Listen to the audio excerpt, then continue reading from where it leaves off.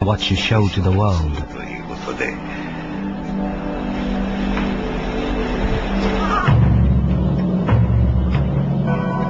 The samurai's katana was not only a beautiful weapon, it was a symbol of power and position in Japan's complex social structure.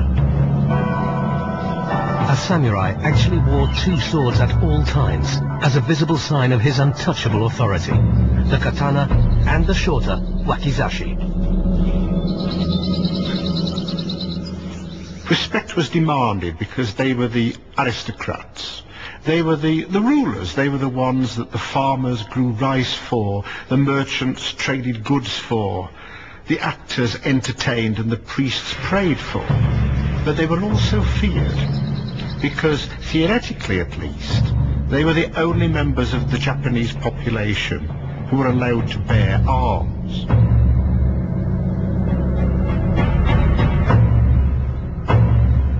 The samurai and his katana were inseparable. Only death would part him from it. It was his soul. During the 17th century, a book was published called Hagakure, which is the classic text of what it meant to be a samurai and how one was expected to behave. It contains the chilling phrase, "The way of the samurai is found in death." And in a sense, this sums up the whole of the samurai ethos. That the samurai's life was a preparation for death.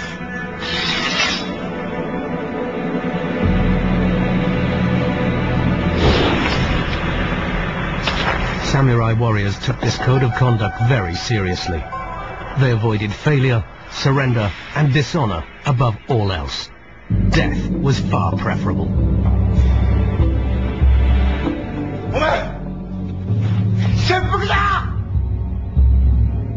Samurai suicide, or seppuku, which is another reading of the popular term harakiri, is absolutely fundamental to understanding the samurai ethos.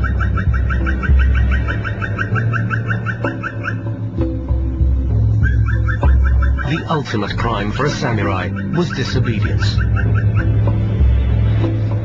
He paid for his crime with his own hand.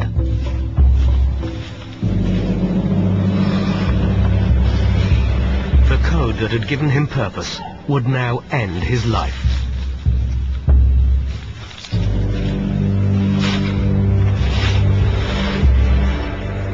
If the samurai had served his master well, he could ask a loyal companion to assist him in his death by chopping his head off at the point of extreme pain.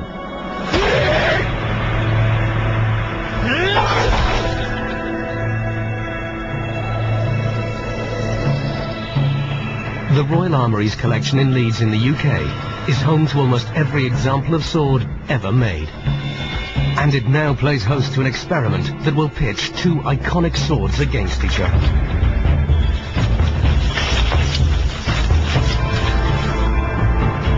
The curved samurai sword from Japan versus the straight European broadsword.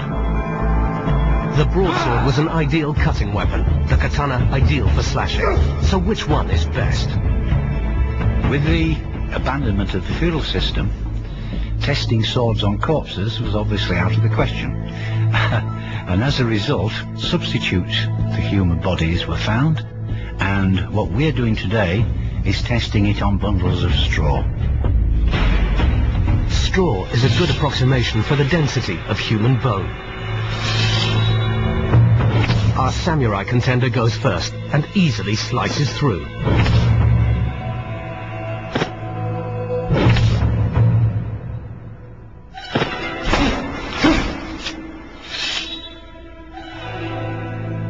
And interestingly, the European broadsword, even with its blunter edge, does just as good a job.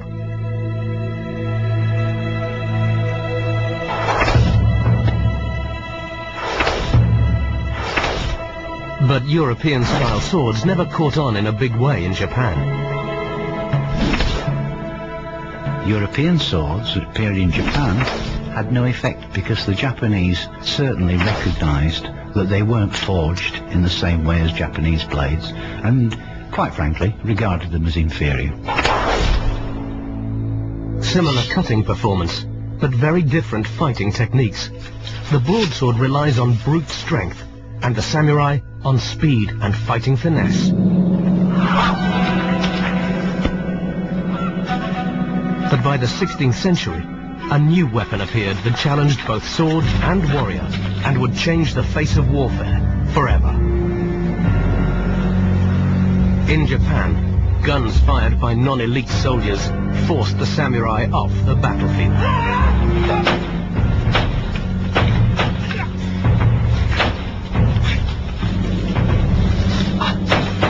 But it wouldn't be the end of the way of the warrior.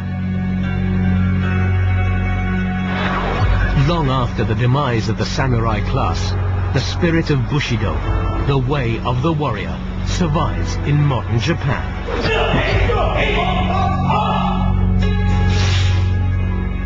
Sword schools flourish, and the secrets of the katana remain as alluring as ever. 80-year-old Otake Sensei is one of the world's finest martial arts experts, and has attained the highest ranking grade in the art of samurai fighting. But before he passes on his 30 years of knowledge, all his pupils must swear an oath of blood never to reveal any of the secrets of the martial arts. More importantly, they swear always to conduct themselves in the true spirit of the samurai code.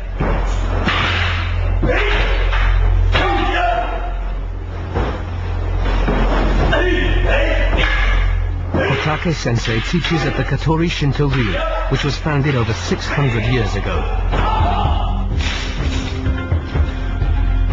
But before his pupils test out the science of the katana, they must first master the basics of one-to-one combat. When you fight, you should never have the sun in your face. You should always keep the sun or the moon behind you. You can use it to blind your enemy. The best warrior is one who can turn circumstances to his advantage in a fight.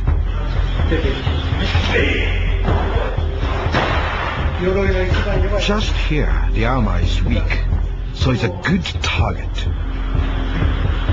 Okay, take your position.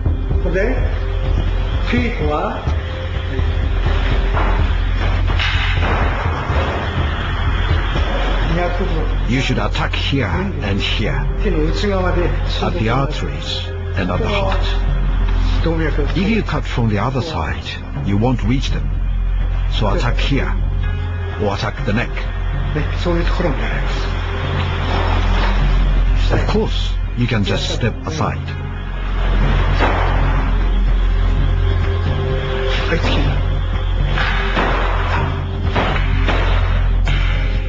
But when you block the opponent, you should always use the back of the sword, because that's the hardest part. There are many marks on the blunt side of the sword. This is caused by constant use to block the opponent's blow. So you should use the back of the sword to attack, like this. Only if you practice again and again will your body remember. You have to be so good that you can think about going to work the next day and still be able to fight. But that takes a few years.